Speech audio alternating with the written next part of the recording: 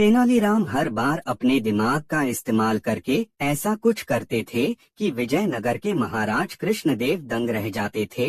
इस बार उन्होंने एक तरकीब से राजा को अपने फैसले पर दोबारा विचार करने को मजबूर कर दिया।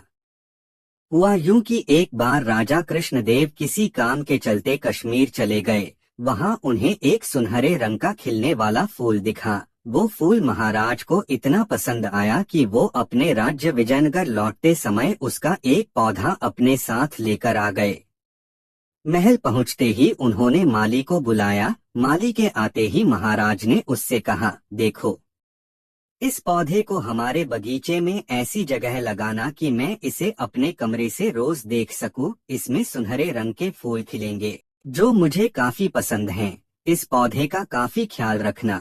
अगर इसे कुछ भी हुआ तो तुम्हें प्राण दंड भी मिल सकता है। माली ने सिर हिलाते हुए राजा से पौधा लिया और उनके कमरे से दिखने वाली जगह में उसे लगा दिया। दिन रात माली उस फूल का खूब ख्याल रखता था।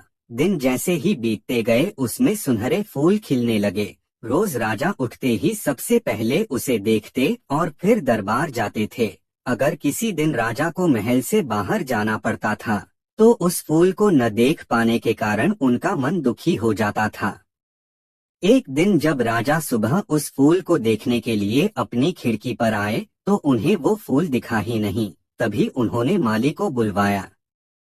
महाराज ने माली से पूछा, वो पौधा कहाँ गया? मुझे उसके फूल क्यों दिख नहीं रहे हैं? जवाब में माली ने कहा, साहब, उसे कल शाम को मेरी बकरी खा गई। इस बात को सुनते ही उनका गुस्सा 7वें आसमान पर पहुंच गया। उन्होंने सीधे राजमाली को 2 दिन बाद मौत की सजा सुनाने का आदेश दे दिया। तभी वहां सैनिक आए और उसे जेल में डाल दिया।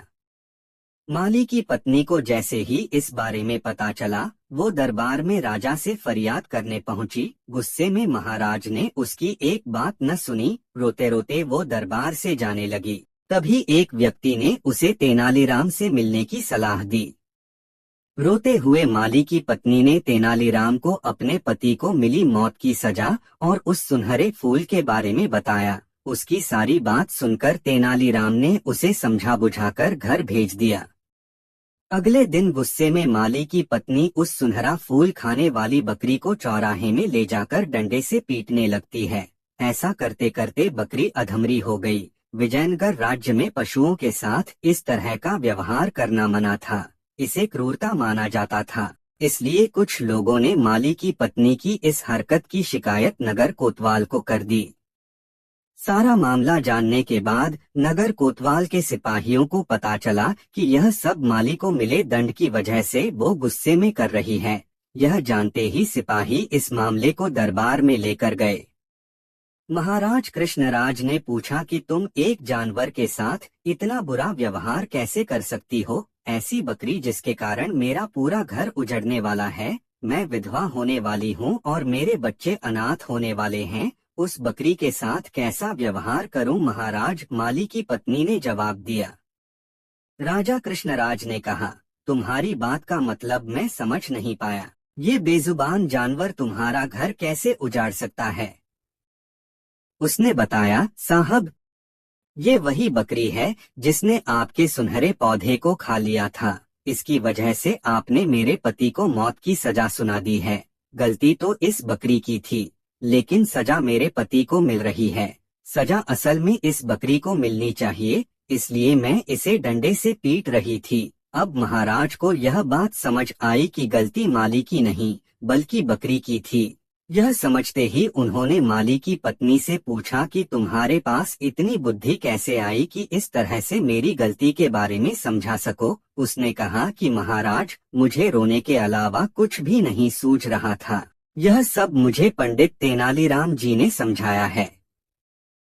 एक बार फिर राजा कृष्णराय को तेनालीराम पर गर्व महसूस हुआ और उन्होंने कहा कि तेनालीराम, तुमने मुझे एक बार फिर बड़ी गलती करने से रोक दिया। यह कहते ही महाराज ने माली का मृत्यु दंड का फैसला वापस लेते हुए उसे जेल से रिहा करने का आदेश दिया। साथ ही तेनालीराम को उनकी बुद्धि के लिए 50,000 स्वर्ण मुद्राएं उपहार के रूप में दी। कहानी से सीख, समय से पहले कभी भी हार नहीं माननी चाहिए। कोशिश करने से बड़ी मुसीबत से निपटा जा सकता है।